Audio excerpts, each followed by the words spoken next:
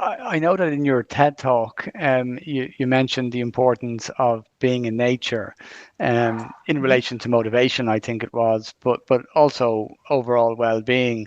And I know that most of us, when we hear that advice, initially we might agree with it, but it can often feel, simplistic, and as though it won't really change our circumstances in the medium and long term. Can you explain why you think it truly does help on a psychological level, and what some of the upsides actually are for people? Yeah, so what you're referring to actually is a piece of research we did, which was looking at what we call micro interventions. And this is, I suppose, the idea that many of us don't have time to take 8 or 10 weeks to go on a training course to learn different strategies around managing our well-being and so on. But most of us will be able to find 5 minutes. And so we have a stream of research, which is there's an international research group that I and 4 others lead. And one of the micro interventions that we investigated was the idea of savoring nature. And of course, savoring is an emotion regulation strategy, and it's looking about savoring the positive.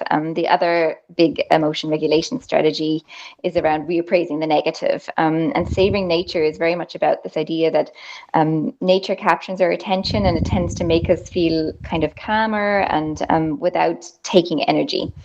And so our idea was that, based on the theory around this, that it was a kind of a micro intervention or a daily respite from work, which could restore some of our energy in the workplace, and not our physical energy necessarily, but what we refer to as our psychological energy or energetic activation.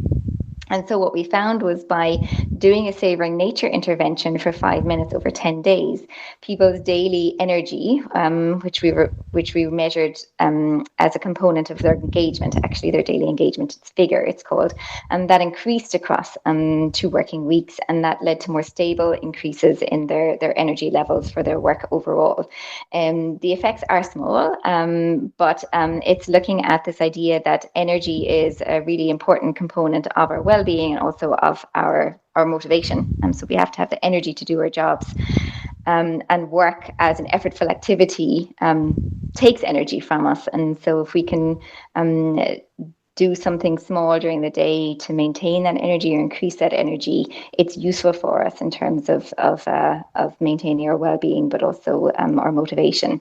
And so that's where the idea of savoring nature comes. And we also looked at, for example, a very well-established approach of progressive muscle relaxation. And, many of us would be familiar with that if anyone does meditation or yoga or anything like that.